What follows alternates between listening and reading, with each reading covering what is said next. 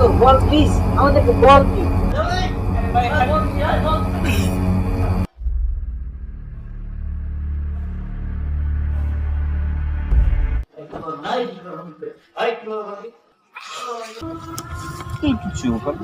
আরে নাম মানে আমি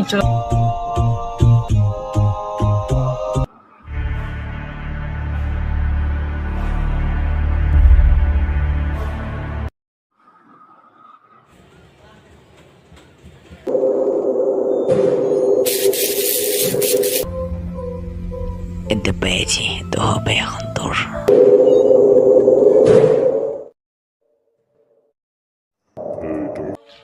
ভাই এই এই ও কি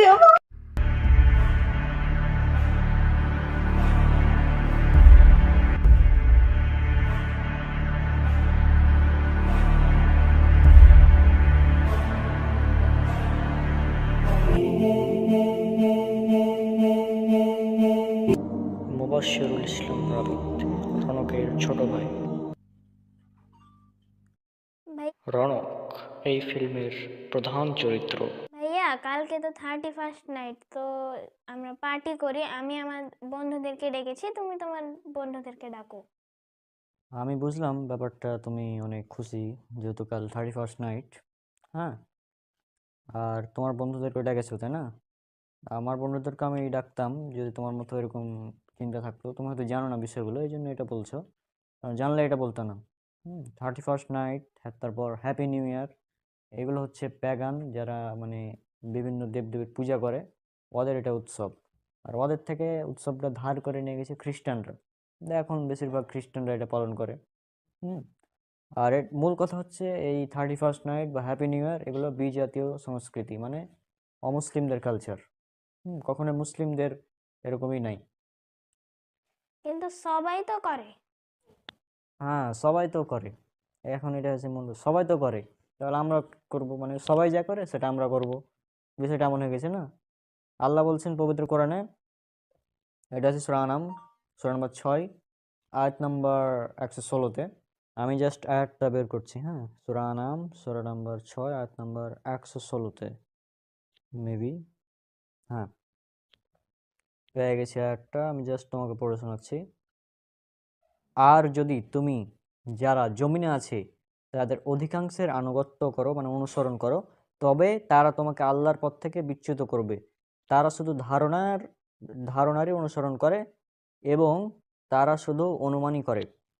অর্থাৎ অধিকাংশ মানুষ ভুল পথে রয়েছে, এটা হচ্ছে মেন কথা। হ্যাঁ, এখন যেহেতু অধিকাংশ মানুষই ভুল পথে রয়েছে, আমি যদি অধিকাংশ মানুষের মতো মানে অনুসরণ করি, তাহলে তো এটা ঠিক না, তাই না?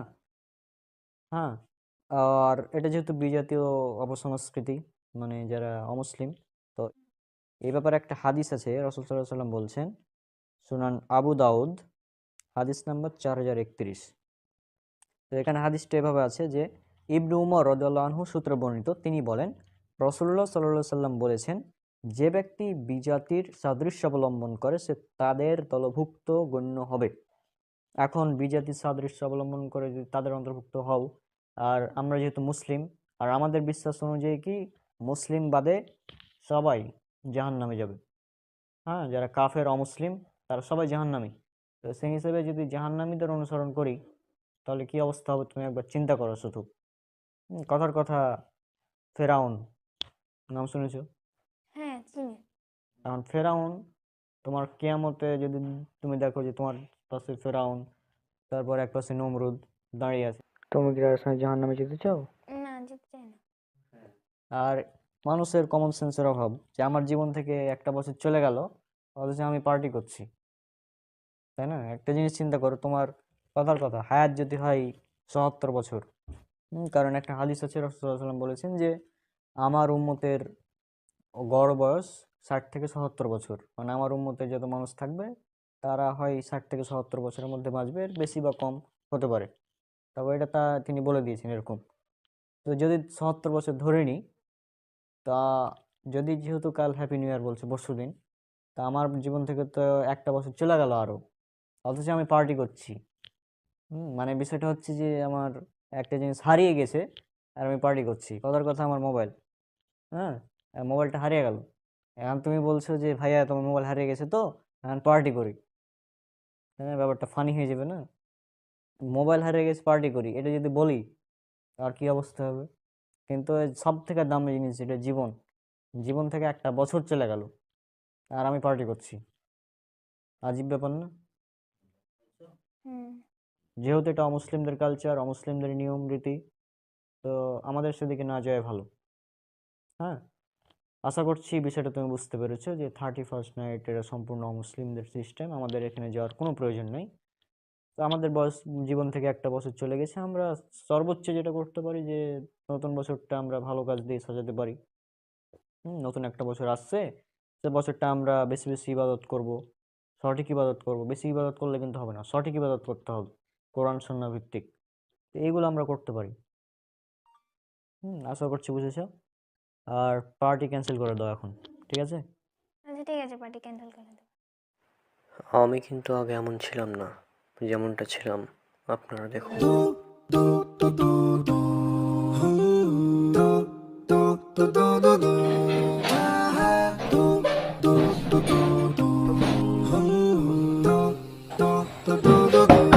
আরে দরজা খোল। হ্যাঁ ভাইয়া আসছি।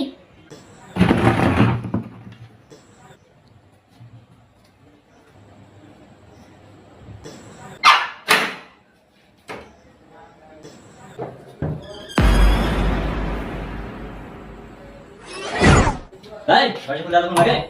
হ্যাঁ,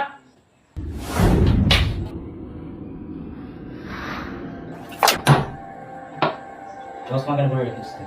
হ্যাঁ, চশমা কি? এই চশমা কি? চশমা খুলে ফেল, বাপ মার।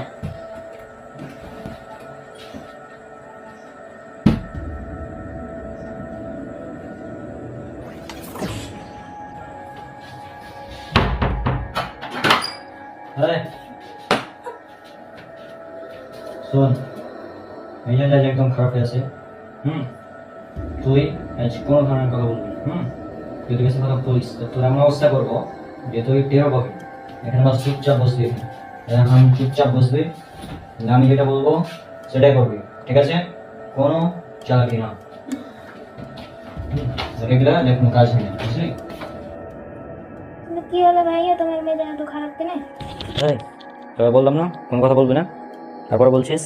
আগে বলে বিছানায় চাদর কে চেঞ্জ করেছে? হ্যাঁ, আম্মা করেছে। আম্মা করেছে। তাহলে ঠিক আছে, যদি তুই করতিস তো তোর এখানে পুঁতে ফেলে দিতাম, বুঝলি? মেজাজটাই খারাপ করে দিল সোনারা। কি যে করা যায়, কি করা যায়? হয়েছেটা কি? এই কি হয়েছে মানে? কি হয়েছে মানে? দেখবি তুই, দেখবি? এগুলো কি, এগুলো কি? দেখ দেখ, এগুলো কি? দেখ এটা কি, দেখ এটা কি? সার্টিফিকেট। সার্টিফিকেট এটা না? এটা সার্টিফিকেট, এটা সার্টিফিকেট, এটা সার্টিফিকেট, এটা সার্টিফিকেট, এটা সার্টিফিকেট। এটা কি? এটা এসে এসএসসি সার্টিফিকেট ভাঙলো। এই এসে 4.72 জিপি, এটা এইচএসসি সার্টিফিকেট ভাঙলো, ছিললাম। আর এটা হচ্ছে অনার্স, অনার্সের সার্টিফিকেট, বুঝলি? আর সঙ্গে কিছু তোমার ইচ্ছা আছে? ভাই, আর তুমি এসব সার্টিফিকেট ছিঁড়লা কেন? তুমি কি পাগল? এবার তো তোমার চাকরি হবে না। এই আমার চাকরি হবে কি হবে না এটা তোর কি? হ্যাঁ, সার্টিফিকেট ছিঁড়লাম, এবার পুরাবো। এই যে ওখানে গ্যাস লাইট আছে, গ্যাস লাইট লে যা, লেই লেই সার্টিফিকেট। দেখ তোর চোখের সামনে পুরাবো এখন, দেখ এই যে সার্টিফিকেট। আর বলবি সার্টিফিকেটের কথা? বলবি যাবে না? বলবি আর? এই তুই এটা দেখছিস আগুন? আগুনে তো একদম জ্বালিয়ে দেবো।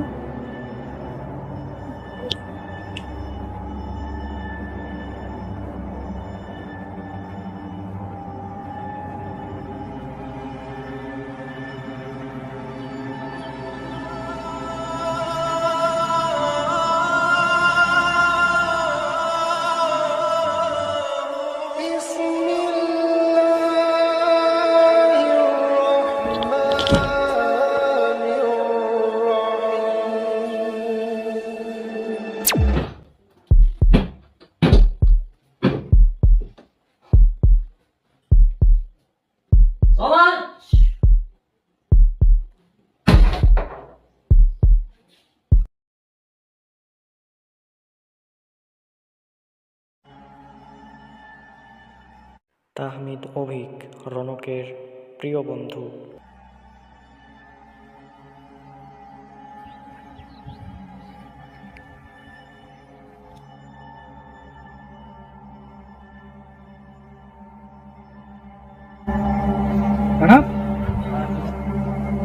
আসসালামাইকুম বন্ধু, কেমন আছো?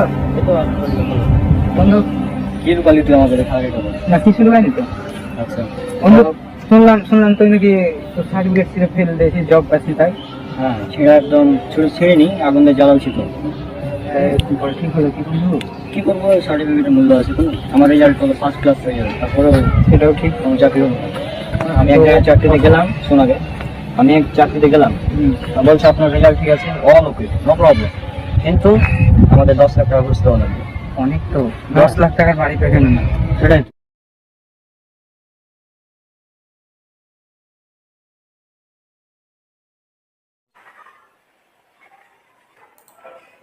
রনক এখানে অফিসের বসের চরিত্র অভিনয় করেছেন। আসসালামু আলাইকুম স্যার, আমি কি আসতে পারি? ওয়ালাইকুম আসসালাম রহমতুল্লাহ। জি ভাই, ভিতরে আসুন।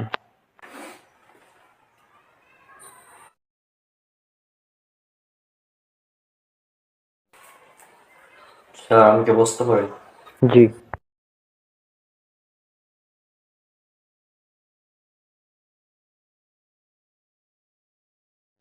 তো গতকাল হচ্ছে যে আমি আপনাদের সাথে যোগাযোগ করেছিলাম ইন্টারভিউ দেওয়ার জন্য। জি, আপনার নাম? জি আমি রৌনক। রৌনক, জি। জি, আমার রেজাল্ট কি আপনি দেখেছিলেন? জি, গতকাল তো আমরা দেখলাম, আপনি যখন আমাদের সাথে যোগাযোগ করলেন আমাদের পেজে, তখন আমরা দেখলাম ব্যাপারটা। হ্যাঁ, আমরা সব ডিটেলস দেখেছি, আপনার রেজাল্ট এগুলো অনেক ভালো, আমরা আপনার রেজাল্ট দেখেছি। আপনার এইচএসসি রেজাল্ট হচ্ছে 4.83। জি, আমার এইচএসসি রেজাল্ট 4.83 ছিল। হ্যাঁ, আর আপনার আর অনার্স রেজাল্ট আমার ছিল 3.80। হ্যাঁ, 3.80। তো যাই হোক, আপনার এই রেজাল্ট আমরা দেখেছি, সব দিক থেকে ভালো, এবং আপনি অনেক ট্যালেন্টেড মানুষ। আপনার মতো ট্যালেন্টেড মানুষদেরই আমরা খুঁজছিলাম আমাদের অফিসের জবের জন্য। তো আপনার চাকরি তো বলতে পারেন প্রায় 90% কনফার্ম। এখন শুধু আপনাকে একটা কাজ করতে হবে, তাহলে আপনার চাকরি কনফার্ম, আপনি আগামীকাল থেকেই আমাদের অফিসে যোগদান করতে পারবেন। আমাদের কোম্পানির এটা নিয়ম বলতে পারেন, এখানে বেশি না, আপনাকে 10 লাখ টাকা জমা দিতে হবে, তাহলে আপনি আগামীকাল থেকেই জয়েন করতে পারবেন অফিসে। আপনাদের কোম্পানির নিয়ম মানে এটা তো বুঝছি না, কি বুঝিয়ে বলুন তো আমাকে। আচ্ছা, আমি বুঝিয়ে বলছি ব্যাপারটা। সেটা হচ্ছে যে আমাদের অফিসের এটা হচ্ছে নিয়ম, যে অফিসে যখন নতুন কোনো ব্যক্তি জয়েন করতে আসে, তখন তাকে 10 লক্ষ, কাউকে 20 লক্ষ, হ্যাঁ, কেউ কেউ অনেকে 1 কোটি পর্যন্ত দেয় যদি বসের অফিসে চাকরি করতে। যেমন আমি তো বস অফিসের বর্তমানে, তো আমি যখন জয়েন করেছিলাম প্রায় 50 লক্ষ দিয়ে মানে জয়েন করেছিলাম আমি। তো এখন এই যে আমি 50 লক্ষ টাকা দিয়ে এই অফিসে জয়েন করলাম, এখন আমাকে তো টাকাগুলো উঠাতে হবে, তাই না? তো এই জন্য বলতে পারেন এটা একটা নিয়ম আমাদের সবারই হয়ে আসছে আগে থেকেই, যে 10 লক্ষ টাকা আপনাকে দিতে হবে, তাহলে আপনার চাকরি কনফার্ম। আপনি হয়তো 20 লক্ষ বলতাম, কিন্তু আপনাকে দেখে মনে হলো আপনি অনেক ট্যালেন্টেড, সেজন্য 10 লক্ষতেই আমরা রেখে দিচ্ছি।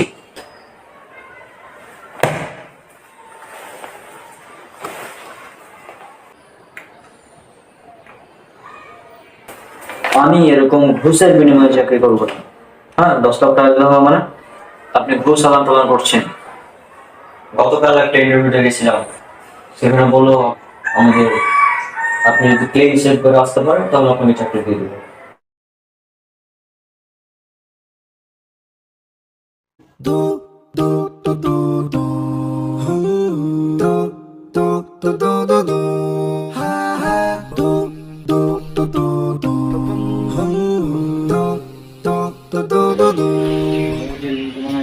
দেখলাম কি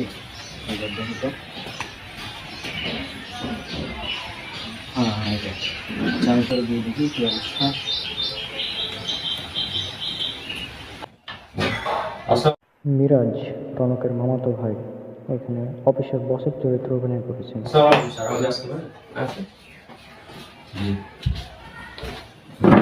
আমি আসলে একটা ওয়েবসাইটে দেখলাম আপনাদের এখানে চাকরি পাওয়া যায়। হ্যাঁ, তো হচ্ছে যে আমার রেজাল্ট হচ্ছে আপনারা দেখতেই পাচ্ছেন অনেক ভালো। হ্যাঁ, তো এখন আমার এসএসসি রেজাল্ট হচ্ছে 4.72, এইচএসসি 4.83, আমার হচ্ছে 3.80 আউট অফ 4। রেজাল্ট সব কিছুই ভালো। এখন আমি শুনলাম আপনাদের এখানে নাকি বেতনও ভালো, তো আমার কি এখানে চাকরি হবে না কি বিষয়টা? কথা হচ্ছে আমাদের অফিসে দাঁড়িয়ে থাকলে চাকরি দেয় না, চাকরি তো নেওয়া হয় না। আপনি যদি চাকরি করতে যান তো সেভ করে আসতে পারেন। আচ্ছা, সরি, যেহেতু চাকরি হবে না আমি চাকরি করতেও পারছি না, কারণ দাঁড়িয়ে হচ্ছে সুন্নাত। হ্যাঁ, আর আমি এটা কোনোভাবেই ছাড়তে পারবো না। সুতরাং আপনাদের চাকরি আপনার কাছে রাখুন, আমি গেলাম। দেখেন, ভুল বুঝেন না, বেতন কিন্তু 1 লাখের উপরেই ভাবনা চিন্তা করে। বেতন 1 লাখ টাকা হোক আর 1 কোটি টাকা হোক, আমি এরকম ফালতু চাকরি এখানে চাকরি করতে হবে, দাঁড়িয়ে কাটতে হবে, আমি এখানে চাকরি করছি না। আই এম সরি, আপনাদের চাকরি আপনাদের কাছে রাখুন। বাই। ভাবে দেখেন একবার। আমার এখন ভাবার ইচ্ছা নাই, যেহেতু এখানে দাঁড়িয়ে কাটতে হবে, সেখানে আমি নাই। হ্যাঁ, আমি আগে করে দিয়েছি। বাই।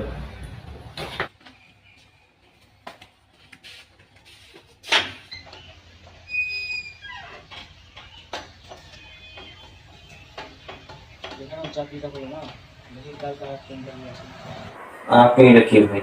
আপনার মুখে তো দাঁড়িয়ে আছে, তারপরও আপনি এরকম কেন? আপনার মুখে দাঁড়িয়ে আছে অথচ আপনি ঘুষ খেতে যাচ্ছেন, আজীব ব্যাপার। 10 লক্ষ টাকা যে আপনি আমার কাছ থেকে যাচ্ছেন, এটা হচ্ছে ঘুষ, আর ঘুষ ইসলামে হারাম। আর ভাই, এটা ঘুষ না, এটা হচ্ছে আমাদের মানে অফিসের একটা সিস্টেম। শুধু আমাদের না, আপনি যে কোনো অফিসে দেখুন সেখানে এই সিস্টেম চালু রয়েছে। এটা তো বর্তমানের তোমার সিস্টেম চলছে, এটাই। এগুলো ছাড়া কোনো জব হয় না বর্তমান যেমন এগুলো ছাড়া জব হয় না। যাই হোক, আমি আপনার কোম্পানিতে জব করছি না, আপনি থাকেন আপনার ফালতু কোম্পানি নিয়ে, আমি গেলাম। ভাই, আমরাও জানি ঘুষ হারাম, ইসলামে ঘুষটা হারাম করা হয়েছে, এটা আমরাও জানি। হ্যাঁ, কিন্তু এটা যেহেতু বর্তমান সমাজে এটা না হলে হয় না, সেই জন্য আমরা এটা বাধ্য হয়ে করছি বলতে পারেন। এটা তো আমাদের হাত নাই, আমাদের কোম্পানি তো আমাদের একার না, এটা তো উপর থেকে আসছে বলতে পারেন। বড় বড় কোম্পানি যারা রয়েছে, আমরা তাদের একটা পার্ট মাত্র, এটা তাদের সিস্টেম। আমরা তখন কিছু করতে পারছি না, কিন্তু আমাদের তো কিছু করার নেই।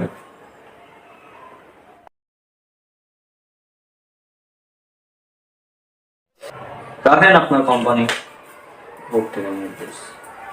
উপরে আল্লাহ আছেন, আল্লাহর উপরে কেউ নাই, এটা মনে রাখবেন। আল্লাহর উপরে আর কেউ নাই। আপনার যে উপর থেকে কোম্পানি ইন্টারেস্ট পালন করছেন, এটা বুঝবেন একদিন। তাকে আপনার ফালতু কোম্পানি নিয়ে আমি গেলাম।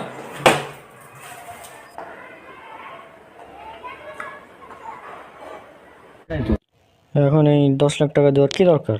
হ্যাঁ, এত ভালো রেজাল্ট করে যদি 10 লাখ টাকা ঘুষ দিয়ে আমাকে চাকরি নিতে হয়, তাহলে ভালো রেজাল্ট করার মানে কি? তো এত বছরের কষ্ট করেছে, আগুন দিয়ে পুড়ে দিলি, 7-8 বছরে সমস্যা না, দেখা যাবে যা ভাগ্য আছে তাই হবে, আপনার দরকার নেই। আর তোর এই যে মানে প্যান্ট নিচে পরে রাখিস, তুমি জানিস সেটা হারাম। এটা তো ফ্যাশন বন্ধু। আরে ফ্যাশন বললে কি হয়? সবাই তো পরে এরকম ভাবে। দেখ কত দেহা ভালো লাগছে যখন প্যান্টটা এসে নিচে আসে। সহিহ বুখারী হাদিস নম্বর 5787, রাসূল সাল্লাল্লাহু আলাইহি ওয়াসাল্লাম বলছেন, কোনো ব্যক্তি যদি টাকনুর নিচে কাপড় পরিধান করে থাকে, তাহলে তার অংশ জাহান্নামে যাবে। এখন তোর পা যদি জাহান্নামে যায়, তুই কি জান্নাতে যাবি? কখনোই, কোনোভাবে না। এখন অনেকে লজিক চাই যে এটা কীভাবে, মানে টাকনুর নিচে কাপড় পরলে আবার কী ক্ষতি? হ্যাঁ, তো সায়েন্স যেটা বলছে যে পুরুষের টেস্টোস্টেরন হরমোন তৈরি হয় না যদি টাকনুর নিচে ঢাকা থাকে কাপড় দ্বারা। হ্যাঁ, বিশেষ করে ঝুলি যদি পরে, তাহলে তো সায়েন্স অনুযায়ী ওই বিষয়টা ঠিক না। আর তুই যে এটাকে ফ্যাশন বলছিস, তা এখন তুই দেখবি অনেক নায়করা তারাও টাকনুর উপর কাপড় পরে থাকে এই বিজ্ঞানের উপকারিতা জানার পর। হ্যাঁ, সুতরাং সেই হিসাবে এটা তো এখন উঠে নেওয়া উচিত, আমি যেটা মনে করি। বন্ধু জুতা পরে আছি, কালকে থেকে উঠতে বলবো। আর তুই যে বলি কাল থেকে উঠে পড়বি, কাল যদি বেঁচে থাকবে এরকম গ্যারান্টি আছে? গ্যারান্টি নেই। সুতরাং এখনই উঠানো উচিত হিসাব। আচ্ছা ঠিক আছে। আরে তুই সিগারেট খাস? বন্ধু সিগারেট খাস তুই? মাঝে মাঝে মাঝে মধ্যে মানে? মাঝে মধ্যে যখন একটু শখ ওঠে তখন। আচ্ছা, একটা বিস্কিটের প্যাকেট যদি লেখা থাকে যে এই বিস্কিটটি খেলে আপনার ক্যান্সার হবে, আপনি মারা যাবেন, বা আপনার স্বাস্থ্যের ক্ষতি হবে, তাহলে কি সে বিস্কুটটা খাবে? আর কোনো ডেট ওভার বিস্কিট, ডেট নাই বিস্কিটের, ওটা খাবি তুই? না। তো যেখানে একটা ডেট ওভার বিস্কিটই খাবি না, সেখানে সিগারেটের প্যাকেটে লেখা থাকে যে ধূমপান মৃত্যুর কারণ, স্বাস্থ্যের জন্য ক্ষতিকর, হ্যাঁ, এটা এটার জন্য ক্যান্সার হয়, মৃত্যুর কারণ, এগুলো লেখা থাকে। তারপরেও মানুষ সিগারেট খায়। বন্ধু অনেক মানুষ তো সারা জীবন সিগারেট খেয়েও ব্যস্ত আছে, অনেক মানুষ তো বলে যে সে সিগারেট খাওয়া হারাম না,